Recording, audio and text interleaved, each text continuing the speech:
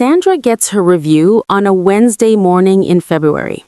4 years at the firm, senior financial analyst, the one her team lead copies on emails when a client asks something difficult. She has built 3 of the models the department still uses daily. She sits across from her manager, Kevin, and he is warm about it, genuinely warm. He tells her the team would struggle without her. He tells her she had an exceptional year. He slides the letter across the desk. 4%, above the standard increment, a recognition of her outstanding contribution. She thanks him. She means it. She walks back to her desk and opens her emails. It is only later, at home, on a Tuesday night 6 weeks after that Wednesday morning, while she is updating her CV for no particular reason, that she does the calculation she had been quietly avoiding. She pulls up 3 job postings: senior financial analyst, her city, her sector, her years of experience. She reads the salary ranges carefully and writes 4 numbers in the margin of a notebook. The lowest one is still 17% above what she currently earns. She sits with that for a while. She does not feel angry. She feels something quieter and more unsettling than anger. She feels like she has been participating in a conversation where the other side had a script she was never given. She feels, specifically, like she has been answering questions without knowing what was actually being asked. She is right. She just does not have the language for it yet. My name is Isabella, and I spend way too much time thinking about the gap between how employment systems describe themselves and how they actually operate, and what that gap costs the people working inside them. Before we go further, I want to hear from you right now. Where are you watching from? And tell me honestly, has Sandra's Tuesday evening ever happened to you? That quiet moment of doing a calculation you had been putting off and finding a number that reframes the last several years. Drop your city or country in the comments and tell me where you are in this, whether you are just beginning to suspect something structural is happening, or you already know the gap and you are trying to figure out what to do about it. I read every single comment, and if this is the kind of content that names things you have been experiencing without vocabulary for them, subscribing means you will not miss what comes next. Now, here is the assumption most employees carry into every performance review of their working life. They believe their salary is a reflection of their value, that the number on the letter is the organization's honest assessment of what they contribute, calibrated to performance, adjusted for results, updated to reflect growth. For the first 2 or 3 years of a career, this assumption feels correct. Early increments track performance reasonably closely, and the system appears to be operating as advertised. But somewhere around year 3 or 4, sometimes earlier, sometimes later, the increments keep arriving but stop meaning anything. 4%, 3.5%. The language around the numbers keeps escalating: exceptional, outstanding, indispensable, while the numbers themselves stay remarkably stable. And no matter how strong the rating, no matter how much additional responsibility has been absorbed, the compensation does not move in proportion to any of it. Here is the fundamental lie most employees tell themselves about that experience: that it is a performance problem, that if they delivered more, the number would reflect it, that the ceiling is a feedback mechanism. It is not. It is a structural mechanism, and understanding the difference is what changes everything.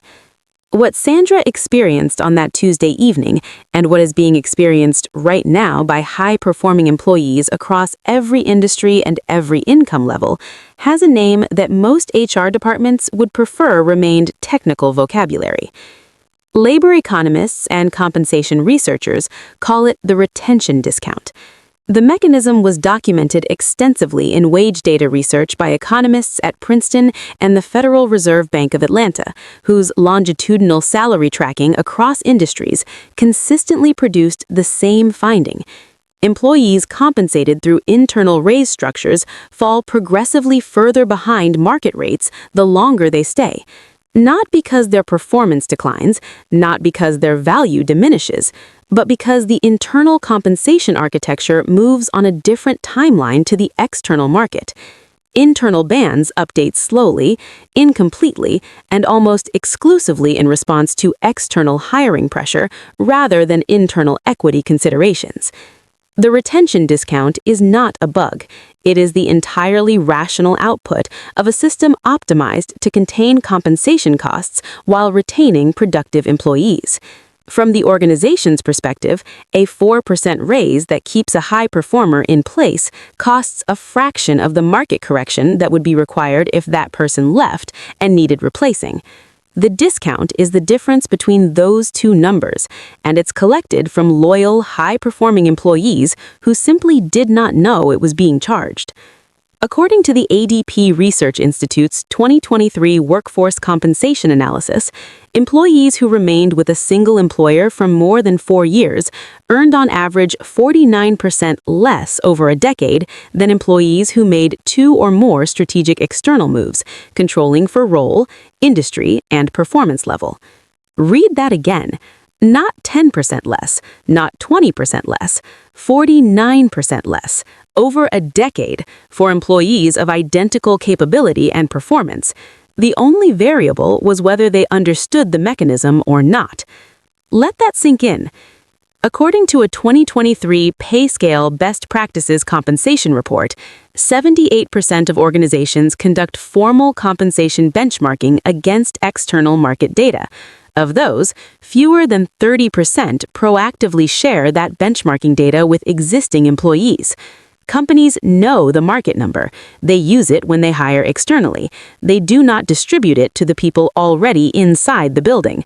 According to research published in the Industrial and Labor Relations Review, the average tenure-related pay gap, the measurable difference between an external hire and a long-tenured internal employee for the same role, reaches approximately 18% after 4 years of employment and continues widening at roughly 3 to 4 percentage points per year thereafter.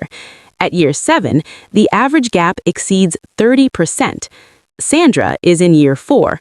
Her gap, at 17%, is precisely where the research predicts it should be. According to a 2022 LinkedIn Workplace Learning Report, 94% of employees said they would stay longer at a company that invested in their career development. But investment in career development and investment in market rate compensation are not the same thing, and organizations frequently substitute one for the other, successfully. Training, titles, flexibility, and culture are cheaper than compensation corrections, and most employees, not knowing the market number, accept the substitution without recognizing it as one. Here is exactly how the retention discount is administered and why it is almost impossible to see from inside it. Mechanism 1. The band architecture. Every formally structured organization assigns roles to compensation bands, defined ranges with a floor, a midpoint, and a ceiling, calibrated against market data at the time of construction. The construction date is the critical variable. Bands are not living documents. They are updated when HR conducts a formal benchmarking review, which happens infrequently and is triggered almost exclusively by external hiring activity rather than internal equity considerations. Within the band, performance governs position. Strong performance moves an employee toward the upper range. Consistent excellence, year after year, eventually positions an employee at or near the band ceiling. Not the ceiling of their market value, the ceiling of what the current band structure permits. At that point, the system registers them as fully compensated. The raise continues, 3%, 4%, but it is no longer a reflection of value. It is the mathematics of a structure that has nowhere further to go. The technical term inside HR systems is comp ratio maxed. The employee has reached or exceeded the band midpoint percentage the organization has defined as full compensation for that role. The system has completed its calculation. It does not announce this. It simply administers the consequences quietly, one fine review at a time. But here is where it becomes significantly more consequential. Mechanism 2, the asymmetric information room. The performance review room contains two people with profoundly different information sets, and the outcome of the conversation is determined almost entirely by that asymmetry, rather than by anything that happens inside it. The manager typically knows where the employee sits within the band. They know the band ceiling. They know the current external market rate for the role because HR produces that analysis every time they recruit, even when they do not distribute it to existing staff. They know the replacement cost. They know the gap between what the employee earns and what a new hire would cost. The employee sitting across the table almost never knows any of this. They know their current number, their previous increment, and whatever fragments they have gathered from informal conversations, job postings, and careful online research. The information gap between those two positions is not incidental, it is architectural. It was built into the structure of how compensation systems share and do not share data. This is the same asymmetry that governs every high-stakes negotiation in any domain. The party with the most complete picture of the underlying reality controls the conversation. In salary negotiations, that party is almost always the employer. Not because employers are adversarial, but because the system was designed to flow certain information to certain people and not to others. The employee was simply never in the distribution list. But that is not the worst part. Mechanism 3. The language that conceals the structure. The most effective feature of the ceiling is that it is administered in language that sounds like transparency. Outstanding contribution, exceptional year, top of our standard increment, above the average award. Each phrase is technically accurate. Each phrase is also carefully constructed to make a structural constraint sound like a performance assessment. When Kevin told Sandra her 4% was a recognition of her exceptional year, he was not lying. Within the band, at her position, with the budget allocated, 4% was the maximum available. What he did not say, what the system had no mechanism for saying, was that the band itself had not been updated in 3 years, that the market had moved 17% in that period, and that the language of exceptional was being applied to a number that bore no relationship to any external measure of what exceptional actually commands. The language is not deception. It is the natural output of a system that evaluates internally and reports internally, using internal benchmarks, internal comparisons, internal language, while the external market operates on an entirely separate and continuously updated set of numbers that the employee is never shown. Sandra performed exceptionally. The number reflected the band. The band reflected a market that no longer existed. Let us follow Sandra through what happens next. 2 months after that Wednesday morning review, Sandra stops treating the job posting data as background noise and starts treating it as a primary source. She builds a document, not a spreadsheet of feelings about what she deserves, a structured analysis of verifiable market reality. She pulls compensation data from 4 sources: industry salary surveys published within the last 12 months, active job postings for her exact role filtered by city and sector, figures shared directly by 2 former colleagues who moved externally in the last year, and a professional network salary sharing group she joins specifically for this purpose. She maps her precise responsibilities, the model she built, the clients she manages, the risk she owns, against comparable roles at comparable organizations. She converts every contribution into a business outcome with a number attached to it. When she is finished, she has something most employees never construct across the entirety of their career: a market position that is documented, specific, and defensible. Not an argument about fairness, a statement of verifiable fact about what her skills are worth to the external market right now. She requests a meeting with Kevin. She does not arrive emotional. She does not arrive with a competing offer as leverage, though one has recently arrived in her inbox from a recruiter she responded to out of curiosity. She arrives with a single document: her current compensation, the verified market range for her role and experience level, a specific number she is requesting, a clear rationale for each element.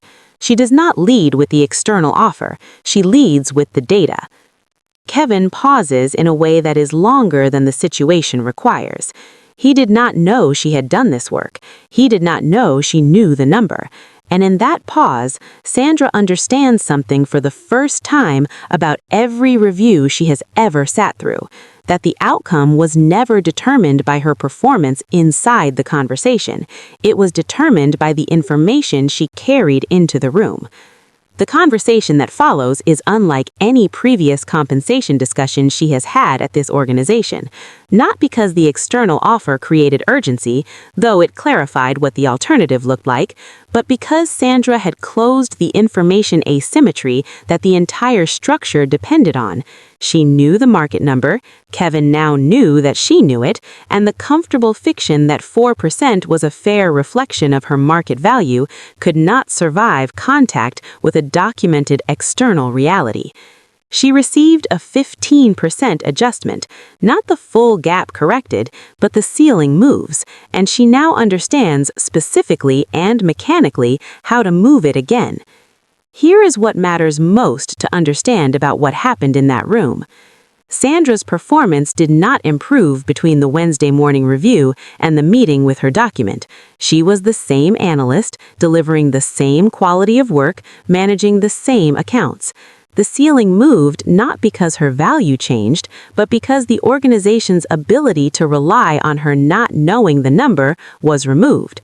This is the mechanism most salary advice never names directly. The ceiling is not broken by performance. Sandra's performance was already excellent, and the ceiling had held regardless. It is not broken by loyalty. It is not broken by absorbing additional responsibility and hoping the recognition follows. It is not broken by having the right conversation at the right moment in the review cycle. It is broken by information. Specifically by systematically eliminating the gap between what the organization knows about your market value and what you know. When that gap is wide, every structural advantage sits on the employer's side of the table. When you close it, the nature of the conversation changes entirely, not because you became more valuable, but because the system lost the condition it depends on to administer the discount. The 4% raise is not a verdict on your contribution. It is a calculation about your awareness. The company's opening position in every compensation conversation is whatever it estimates you will accept. Your position is whatever you know. The distance between those two things is the ceiling, and a ceiling functions as a ceiling only for the people who do not know they are standing under one. Sandra updates her market intelligence document every 6 months now, not because she is constantly preparing to leave, she is not, but because she has internalized something it took 4 years and 1 Tuesday evening calculation to understand. Her compensation is a negotiation that never fully closes. There is no point at which the number becomes settled. There is no moment when the organization voluntarily corrects the gap on her behalf. The system will offer what it calculates she will accept. The only variable is what she knows when she sits down. Picture yourself in that room 6 months from now. Same desk, same manager, but you are a different person sitting across from it. Not because your performance has changed, not because your loyalty has increased, not because you made yourself more indispensable in the months between now and then. Different because you spent those months building what Sandra built. The document exists. The market number is verified. The contribution is quantified in language the organization recognizes as its own. You did not arrive hoping the work would speak for itself. You arrived having translated the work into the only language that moves compensation structures: documented, external, defensible reality. The pause on the other side of the desk tells you everything. Now picture the other version of that same room. You prepared the way you always prepare, reviewing what you have delivered, deciding you will be more direct this time, reminding yourself that this year the case is stronger than ever. The letter arrives across the desk. The language is warm. The number is fine. You nod. The ceiling holds. Not because your contribution was insufficient, because the information gap held too, and the system calculated correctly that you would accept what it offered. Which version of that room you inhabit in 6 months is determined entirely by one variable, not how hard you work between now and then, what you know when you sit down. Before you go, I want to hear from you in the comments. Where are you in this right now? Are you Sandra before the Tuesday evening, performing well, accepting fine numbers, sensing something is structurally wrong but not yet certain what it is? Or are you Sandra after it? You have seen the gap and you are building the document. Tell me where you are. No judgment in either direction. This community is most useful when it is honest about the actual position people are starting from. And tell me where you are watching from. This mechanism operates in United Kingdom and London, in Johannesburg and Singapore and Toronto. Different industries, different currencies, the same band architecture and the same information asymmetry, producing the same gap in every one of them. Drop your city or country below. I read every comment, and the geographic spread of this community is something I genuinely find remarkable. If someone in your life is sitting in that room accepting fine numbers without knowing the structure they are inside, share this video with them. The information costs nothing to pass on, and it is worth significantly more than they currently know. If this earned a like, it helps more people find this content who are quietly doing Tuesday evening calculations and looking for language to make sense of what they found. Subscribe if you want to keep building, because what we covered today is one structural layer, and there are several more that sit directly on top of it. Thank you for being here. Now go build the document.